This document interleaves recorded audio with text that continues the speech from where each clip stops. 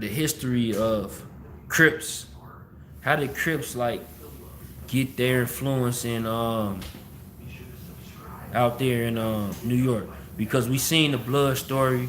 We seen like they said that they were getting attacked by the Lion Kings. Right. What was next to the Crips story? Like how did the Crips form?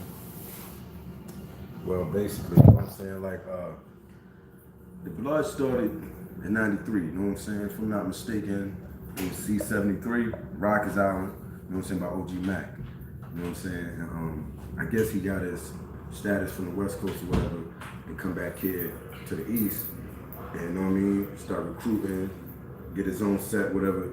And, like you said, yeah, like on the island, you know what I mean? Like, Latin King niggas, they was like getting at the black niggas, you know what I'm saying? And OG Mac, you know what I'm saying, he got tired of it, so he wanted some unity within the black community, you know what I'm saying? So he started the Bloods, and that came about, and like, and basically the Bloods started running things, you know what I'm saying? They was taking over the phones, they was taking over everything, you know what I mean? And it grew quick, it grew rapidly, you know Right. what I'm saying? So like one of the blood members, they like to say that during that time, they say during that history, they say that anybody can become blood at that point in time. So you had your scammers, you had your pickpocketers, you had everybody involved. Yeah. They said, I mean, they basically used to say like anybody could be blood or whatever. You know what I'm saying? It's some truth to it, but it's somewhat not true. You know what I'm saying? Because when you turn blood, you basically gotta put that work in. You gotta eat food. You know what I'm saying? Which is, you know what I mean? People not from New York. That means cutting a nigga. You know what I'm saying? Buck 50 across his face with the blade. You know what I mean? And you basically got to go on a mission to be blood. You know what I'm saying? But Right. it got out of hand. You know what I'm saying? Because then they started just cutting niggas who was wearing red, females, niggas, old people, and it just got crazy. And niggas wasn't feeling it. You know what I'm saying? Right. So like man, like Tiz the Gator, man. Who was Tiz the Gator like before 12 years old, before 14? Like that moment you jumped off the porch. Well, you know what I mean? I used to watch my brother, you know what I mean? My brother was in the streets before me, you know what I'm saying? He was running with a crew from the terrace, you know what I mean? That's the projects, upstate New York, where I'm from, Utica, New York, 315, you know what I mean? He was running, and I used to, you know what I mean? I used to admire my brother. I looked up to him, so it was like, I used to want to be him, you know what I'm saying? And I seen what he was doing in the streets with his niggas. He had a name. So I was like, and everybody was calling me, my brother named Fatigue. So everybody used to call me Little Fatigue. And I'm like, nah, I ain't feeling that. Like, nigga, you know what I'm saying? Like, y'all gonna have to give me my own rep, you know what I'm saying?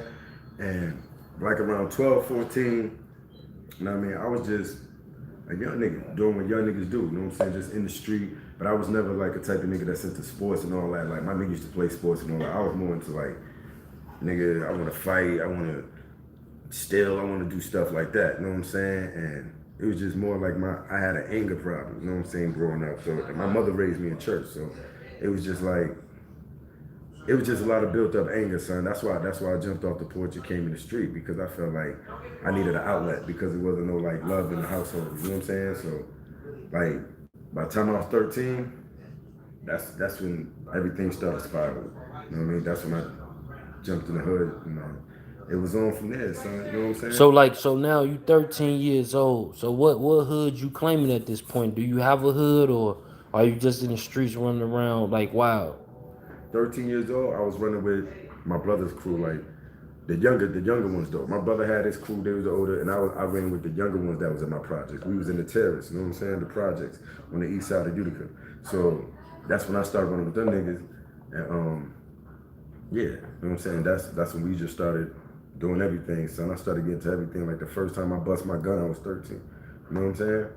So and it just took off from there, man. You know what I'm saying? I fell in love with it. I fell in love with crime. I fell in love with robbery, shooting, you know what I'm saying, stealing. I fell in love with it all. You know what I'm saying? And it just got worse. Like when I got 17, that's when I really got turned up. You know what I'm saying? So like during these years you speaking on, what year exactly we speaking on? 96, like 94 to 96. You know what I'm saying? 94 to 96. So in 93 you had the nine trade bloods form. Exactly. Yeah, I was 14. You know what I mean? And you know what's crazy? Because like me growing up, son, and my whole family tell you, my niggas will tell you, I was infatuated with like gangster movies, like Minister Society, Boys in the Hood, South Central, Colors. Those was all my movies. You know what I'm saying? I used to watch like gang-related documentaries, like Dead Homies, all that. You know what I'm saying? Slide 187, Crab 187, stuff like that. So I was infatuated with it, son. So I was determined to be like, yo, I'm gonna start banging. You know what I'm saying? Yeah. And I did it. That was one of the things that I wish I wanted under my belt. You know what I'm saying? Was gang banging. Gang banging. I mean, it's people got their own, you know what I'm saying, perception about it. You know what I'm saying? But gang banging is basically like unity, dog, organization and structure. You know what I'm saying? But when you got young people in it, it get twisted. You know what I'm saying? Because you can see, I could be a blood nigga and I see a Crip nigga and I won't like him just because he a Crip, but you don't even know this man. You know what I'm saying? Right. So it was all stupid. You know what I'm saying? It was crazy. Like it was like when I first started banging, though, it was like a meaningless cause. It was just genocide, like violent. You know what I'm saying? I was like, nigga, if you Crip or blood or whatever, you know what I'm saying, and I'm that, and you the opposite, then I'm just trying to bring it to you. You know what I'm saying? Right. Like, nigga, you can't live over here. You know what I'm saying? So you basically like what they would call like a renegade or a EBK, everybody killer, at that moment. I was basically on that because I ain't give a damn. Like I was banging on both sides, yo. You know And what year was this? This was 9/7.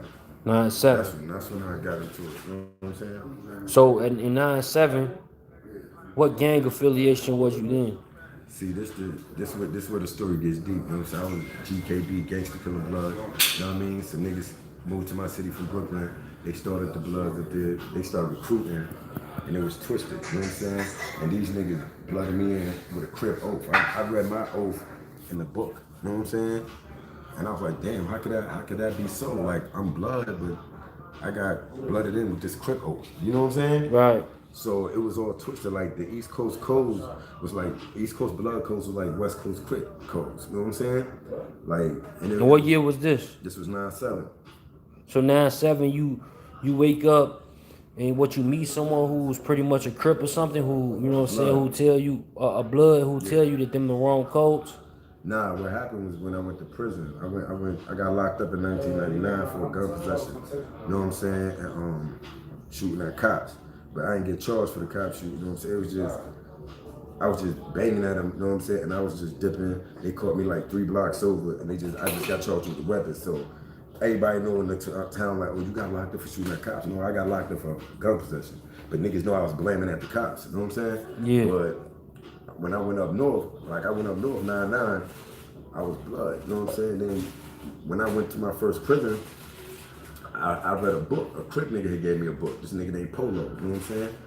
And he was like, yo, da-da-da. So I'm reading the book. And I'm like, why the hell? This is the oath I took. You feel me? Right. I'm like, what the hell? I'm like, yo, this is twisted. You know what I mean? So I'm reading in this book, and it's like, the stuff that I know, being blood. You feel me? So I was like, man. So I had to make a decision. So then I went to my next prison, boom, boom, and well, I was in Green Correctional Facility at this time. And what had happened was I had got beat up. You know what I mean? I went to go use the phone because when you go up north, you got a DIN number that you got to type in to use the phone. Mine wasn't working, so I went to the CO. I'm like, yo, mine ain't working, so he sent me to the chapel. And you know what I'm saying? Niggas demoed me, niggas beat me up, you know what I'm saying? But I was in a Crip prison. So niggas demo me, bing, bing, bing. I'm like, all right, cool. Take it to the chain, whatever. And so I get to my next prison. I'm on cube restriction. I was locked down for 4 months, but I couldn't leave the dorm for 4 months. I was on cube restriction. You know what I'm saying? So then when I got out, everybody heard, no, that's the homie Tiz. That's the homie Tiz. Blah blah blah. This and that. So niggas try to play me like, yo, you how you become home? Niggas start pressing me. How you become homie? What hood you from? Blah blah blah. This and that. This and that. Nigga, you gotta do this. Niggas try to send me on missions. I'm like, It's death for the Cloud Chaser TV. Nah,